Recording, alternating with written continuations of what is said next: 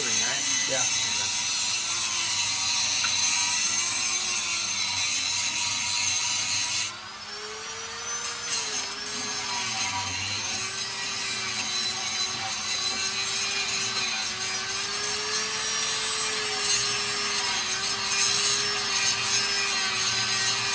There's a big groove in it? There's a groove in it, yeah. That's the width of my nail. Very specific, huh? What would that be? See how well that fits in there. Tight as shit.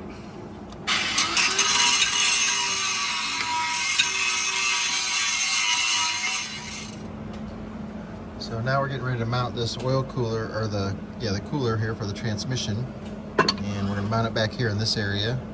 And then we're going to put the large filter housing. It holds a very large filter. We're going to put it down here. There's room for both. We got block off that where we remove the PTO. We had to do a little creative corner cutting on the oil pan for the transmission to be able to get it on and off easily. And I'm making the block off plate for this that gets tapped out, and it has a drain hole that runs down to the oil pan on the transmission. And this was the old pump for the old transmission. We're just going to pull it off, take out the drive gear for it, and put it back on. That way it doesn't leak oil until you can get a block off plate for it. But if we leave it like that with no fluid run through it, it'll burn it up. So Lance is down at the Driveshaft shop now, picking up the Driveshaft. So we should get the Driveshaft put on here in just a little bit. We had to have the Driveshaft cut down to about 16 inches, 16 and a half inches long. That's its maximum compressed length. And then it grows from there. So the slip yoke adds from there. We have a block off plate that needs to go on here. We're missing a hydraulic fitting that goes into the bottom of the transmission right there. That's going to stop them from getting the hoses on here. That's where the dipstick's going to go. We moved it to this side. We've got this output here, that one there. Those are going to go to the, and this one here, and then the one on the bottom. Two of them go to the filter, the coolant, and then two of them go to the filter assembly. We're making the block off plate there. I think I already said that. Oil pan is on, and then that's the plate that goes there has a drain that goes down to the pan. Yeah, everything's coming along. He's gonna have to finish this up by himself. I'm leaving here tomorrow. I've been here way longer than I needed to be, but all the heavy, hard thinking work is done. It's just hooking up a few things, and then the gear shifter he just got. The air modulator, he just got an air throttle set up here. It just came in today. He'll be able to install that. So it's got this part here that mounts on the engine, and then this will be the pedal assembly that goes up front, and then that sends the air pressure to that, and then you put a T on the engine.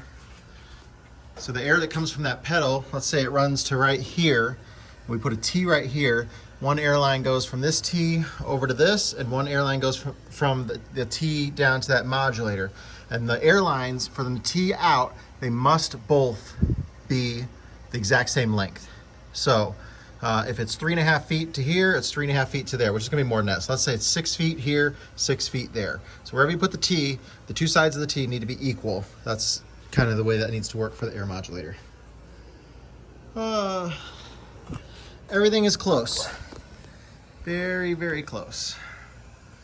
Just little things left to do, but we'll have the drive shaft hooked up, and that's all the mechanical side of everything, and everything is just running the hoses, getting the filters mounted. He's got to tap into the coolant. So we've got one fitting here. This plate here goes on the bottom of the engine, up under, right under here. And that, I think, is actually the return. I don't remember, but it doesn't matter to me which way it goes. But that's one of the sources of coolant. And then, honestly, I don't remember where the other one's at. It's somewhere around the backside. I got to look at another one and figure out where he taps into it for the other side of that cooling tower. So that's coolant flows through it to cool down the transmission fluid that's flowing through the inside. So it's like a radiator, but it's got transmission fluid flowing through the inside of it, and then coolant instead of air on the outside. It's a heat exchanger. I don't know if you don't understand that. This is a ground. It used to go to the other transmission, so we'll see if we can find a place to run it to the transmission there, just to ground things back. We got all those other linkages are out of there. He's got one electrical connection that needs to go into here. I don't remember where it went to. Oh, we got it tucked back up over here.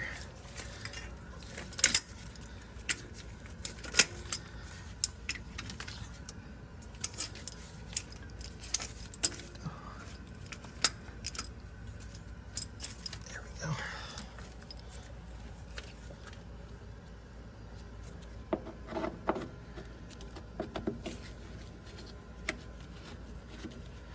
Put that on there, that way he doesn't miss that. It's probably gonna take more than my one hand. Kind of sucks, I was all clean. I'm no longer clean. I was gonna get dirty when the drive shaft showed up anyways. Yeah, we had to shorten it. The drive shaft guy was shortening it down. He was just cutting it, shorten it, rebalance it, that kind of thing. There was another plug that came out of here, but it only had one wire that came out of it that was still being used. And that went to the reverse solenoid on the old transmission, which we no longer need. Neutral safety switch, if he's gonna hook that up on there. Yeah, we're getting there, man. Things are really close. I hope everybody enjoyed watching this project. It was a complete and total pain in the butt. But this is the one thing that he can do that increased the value of this bus. Adding this transmission added probably $12,000 to $15,000 worth of value to it. The automatics just have so much more value, and because this one is so nice, yeah, it's nice to have that in there. There's the baby drive shaft. Kind of crazy wear on the U-joint there.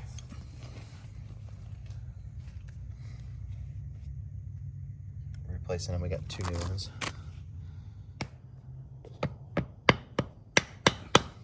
And our U-joints here, got the new ones in. So far so good.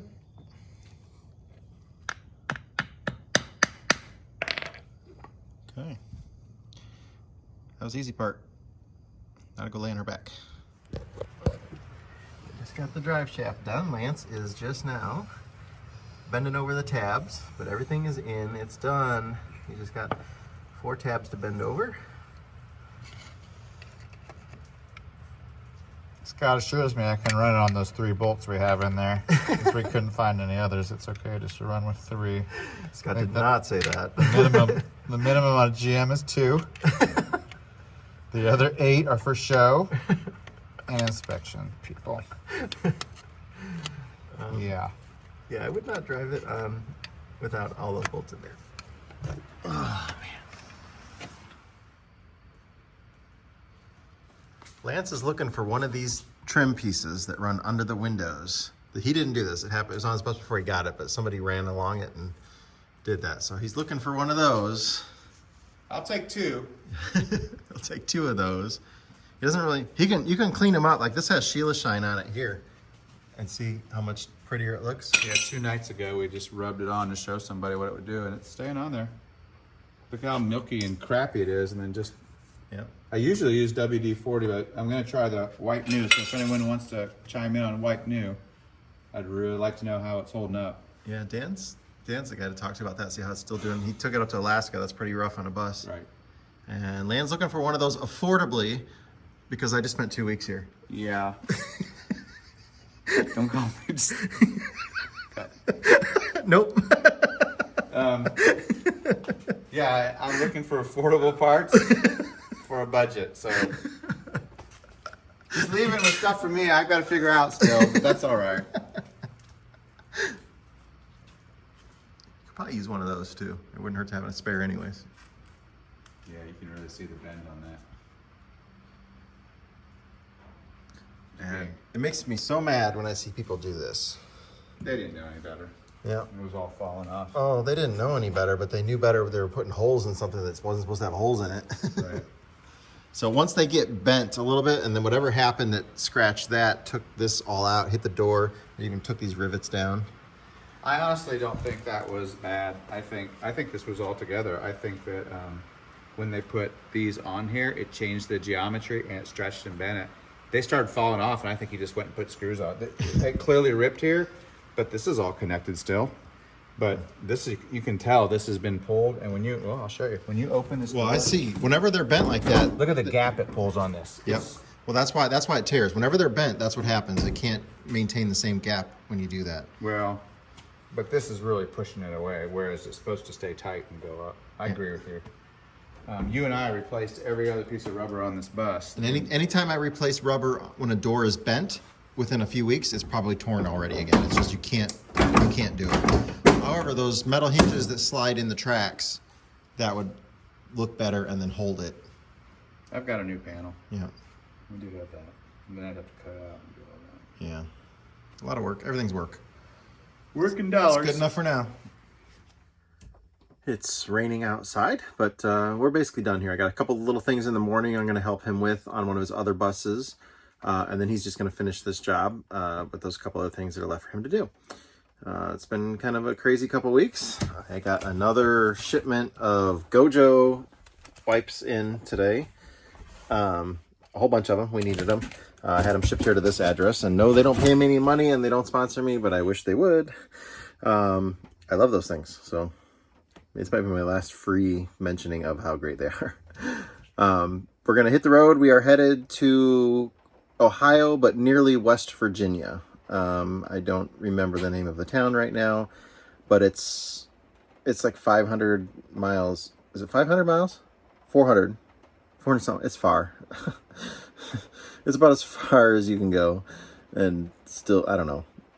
It's a long way away. It was 300 miles from Indianapolis, and it's down on the border. I just don't remember the name of the town. Sorry. But that's where we'll be. We're leaving tomorrow. We'll be there Sunday working. We're going to be working on silversides, so similar, a bus like mine almost. A little different model number because it is a pre-war, so 1941, I believe was the year. They made some changes on it, but with the war, they halted production. This was actually Yellow Coach owned it at the time. And then GM bought Yellow Coach before they came out with the silversides in 47. So it's a real similar bus. They kept most things the same, but there are a few oddity things that are just slightly different. But I think you guys will like it. And it hasn't run in years. We have no idea if it's in running condition. Previous owner is deceased, so we don't have somebody to talk to about that kind of information. We've seen pictures of it, and we got kind of a game plan in line. Tyler's going to meet me there, so you'll be seeing Tyler again too. We got new rubber wheel coming for all the wheels. We know it does roll because they moved it on the property where it was at. The engine does bar over, so we're going to hopefully tear into it, and hopefully it'll just be 1 or 2 day job. Hopefully not more than 3 days, that's for sure. If it is, I'll probably have to make another trip back to it. So we'll see how it goes. We'll get a good stab at it, and you might see something come back to life that hasn't been breathing, had any life in it in a long time. So I don't know how many years, but I'm going to guess decades that it's been sitting. So this should be pretty fun. It was a collector. He had a lot of other buses. There are other buses on the property still, I think, or one of them was supposed to get hauled out of there today, so maybe it did. I don't know. It was a scenic cruiser. It may or may not still be there. But we'll see. So I got to get cleaned up tonight. That's my last real getting dirty day here. Just a couple little things tomorrow, and then we'll be on the road.